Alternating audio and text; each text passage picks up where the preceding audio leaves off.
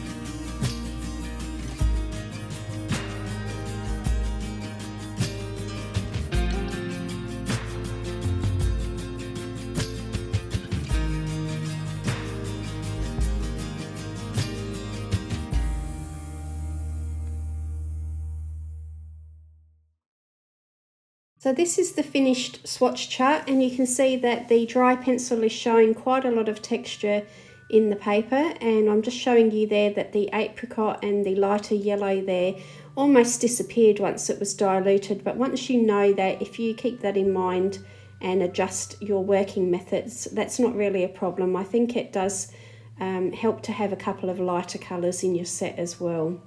So that's what the swatch chart looks like. No surprises, and I'm going to get started colouring in a moment.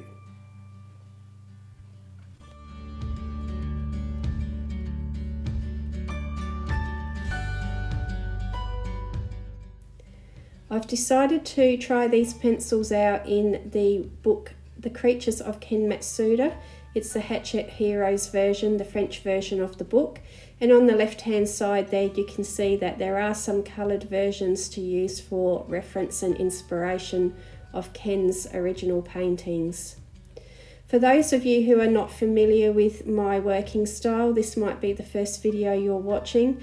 This is the way that I tend to prefer to use watercolour pencils or water-soluble items like Neocolor 2s. The reason I work this way is purely personal preference. I don't particularly like the way that it looks when I apply the pencil to the paper and dilute it on the paper. It's not a blanket judgment of how other people use it or anything like that. It's just that when I work that way, I never seem to achieve the look that I'm going for. And the look that I'm trying to achieve is that it's almost like a watercolour painting. So I like to either wet the paper first and lift the colour from the tip of the pencil, apply it to the damp paper, and then the pigment runs and moves very similar to watercolours. Or sometimes I will apply the pigment just to dry paper. I have had people comment in the past, well, why not just use watercolours if that's the way you want your page to look? And I would say that it's not always convenient to work with traditional watercolours.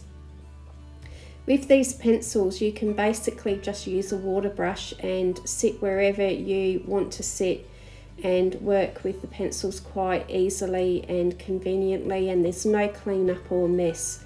With traditional watercolours, you do need to have water pots, mixing palettes and so on. And if you want to paint in front of the TV, or maybe you are confined to bed for a while or something like that, mobility might be an issue for you. It's not always convenient to work that way, but with these watercolour pencils you can achieve a similar look. It's not exactly like a watercolour painting, but it's very similar, and working this way I think achieves a closer look to watercolours than working directly onto the paper and dissolving it on the paper. So I am using a brush and water here because I'm sitting at a table while I'm colouring this, but I would quite often be using a water brush when I'm using these pencils, and I just can colour wherever and whenever I like quite easily.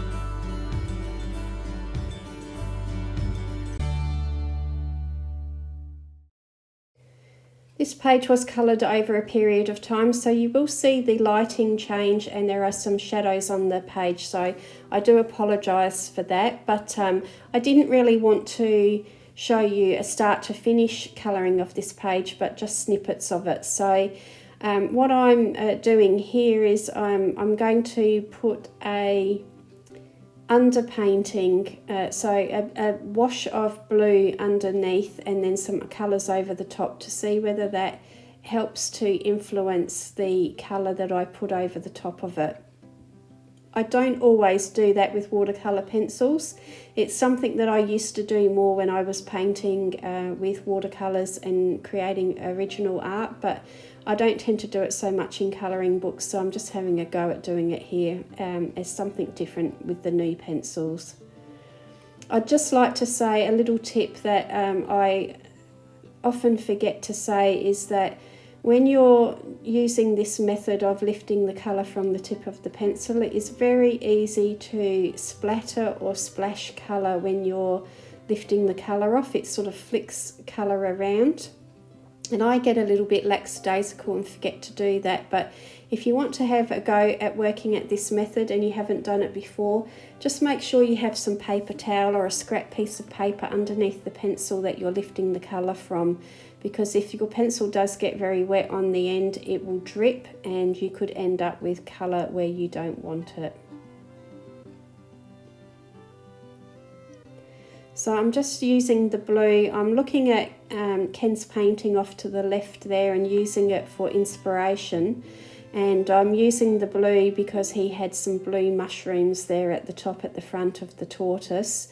And so the same blue, I thought I'll just do this light wash in the shadowy areas and see if it helps to influence the shadows and help describe those areas without introducing too many new colours.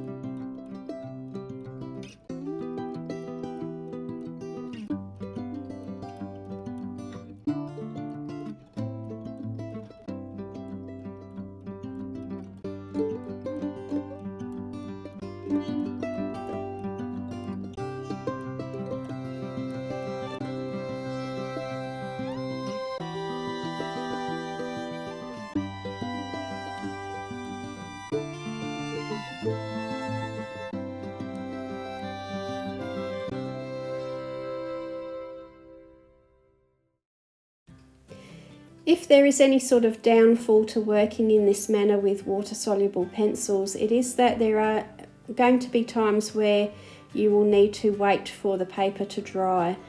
This particular page, I'm not really using as much water as I normally would. I tend to flood the paper quite often, and again, that's a personal preference because I like the way it looks and the results that I get from working in that manner. But it does mean that I have periods of time where I'm waiting for the paper to dry, and I can use a hairdryer or a heat tool to dry it, of course, but I have found that when you speed the drying process up with a hairdryer or a heat tool, it can sometimes make the paper buckle and wrinkle a little bit more noticeably than being patient and waiting for the paper to dry in its own time. If you haven't used watercolour pencils or any sort of water media in your colouring books before and you're thinking about giving it a go, do be prepared that any amount of water is going to change the paper in some way. So depending on how much water you use, it will wrinkle or buckle your page and it will never be completely flat again after it's had water applied to it. So keep that in mind if you're thinking about using watercolour pencils and you never have used them before.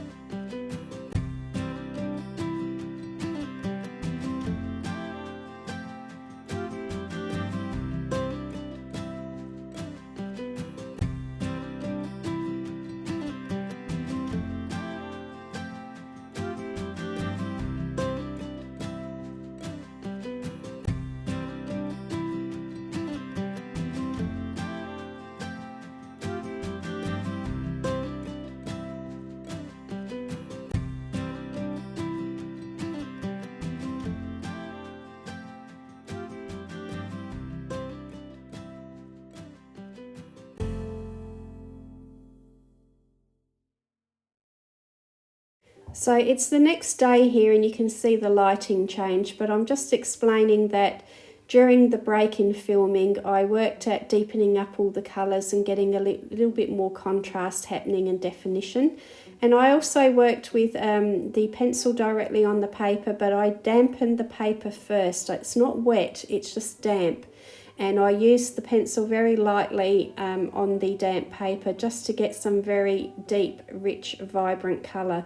Now I try not to do too much of that with a watercolour painting. The idea of watercolour for me personally is that it should be light and airy, the colours should be translucent and washy, and it doesn't necessarily need to be lots of deep, saturated, solid colour when it's a watercolour.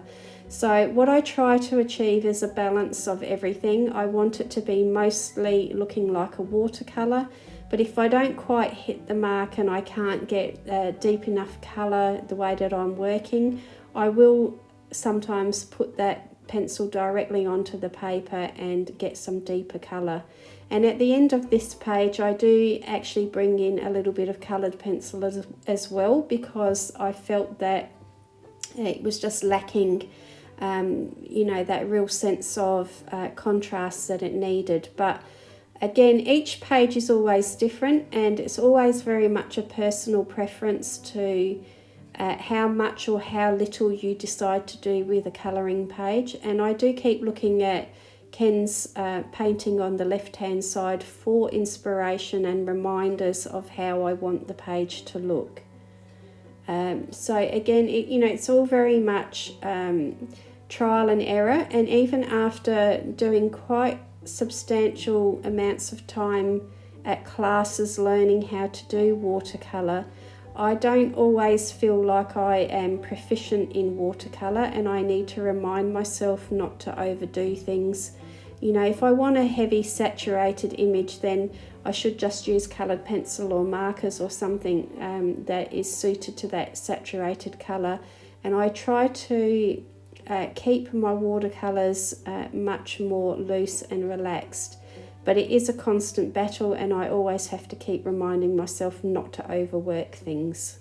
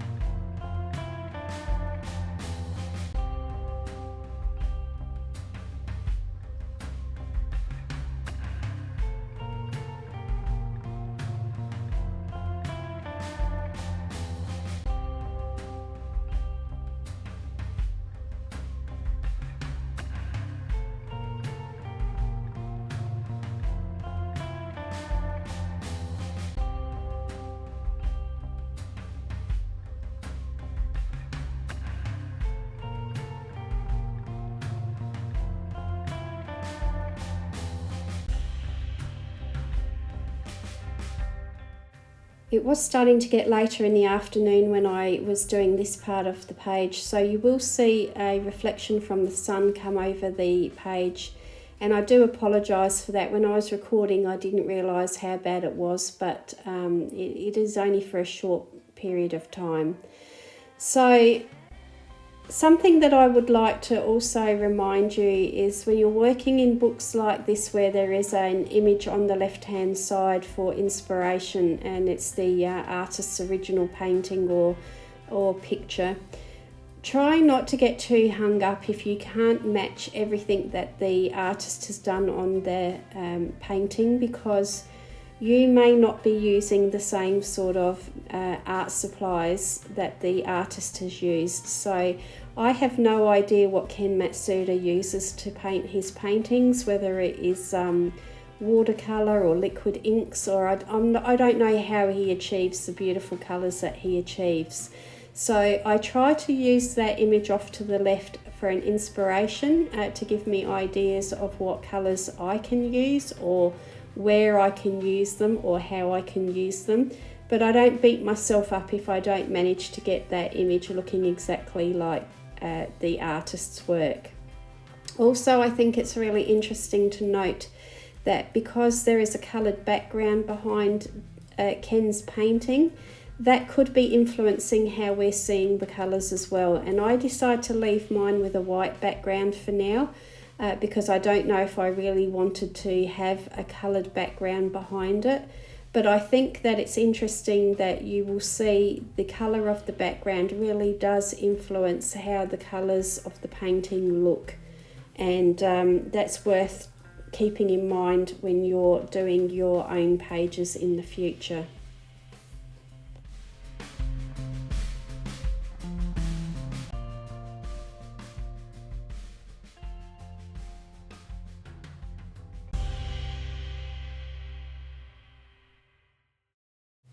I decided to use coloured pencils to just bring in a little bit of contrast and get into those really small tight areas for some detail. So what I'm trying to do is achieve a balance between some very light, loose, washy areas and some really tight, detailed areas, so that it makes the image a little bit more interesting to look at. If everything is the same intensity over the whole page, it becomes very boring. The eye doesn't know what to focus on or what is important. So it's handy to use the coloured pencil just to enhance the watercolour image without actually covering all of the watercolour up, because I feel like that negates all the hard work that we've done with the watercolour pencil to achieve that watercolour painting effect. So that's what I'm doing here with some coloured pencil, just adding in a little detail here and there, darkening up a little area for some contrast to try and bring one area into more focus over another.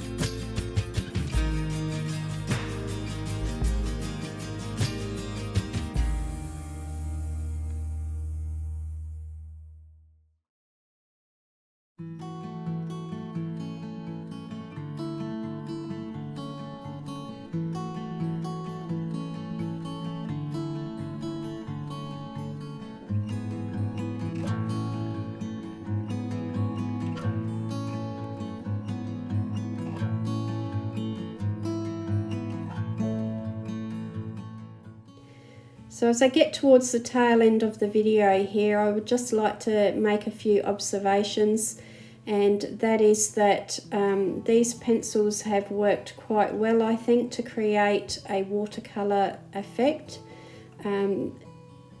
They have a range of, some pencils are very pigmented, others not so pigmented, and I think that as with anything, there will be a bit of a learning curve to get used to what colours do what sort of a job.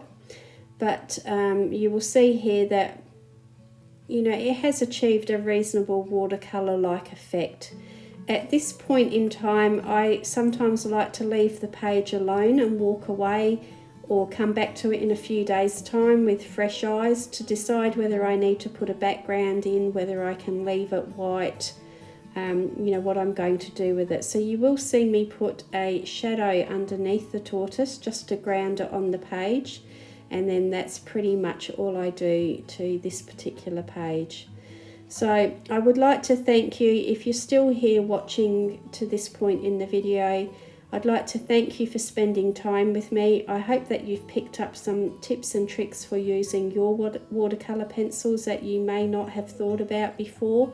And if you are thinking about purchasing some watercolour pencils, do be prepared that you need to allow yourself a bit of time to get used to using a new type of medium, and try out all different ways to see what is your preferred way of working with these sorts of pencils. So thank you again. I'll see you really soon in the next one, and take care everyone.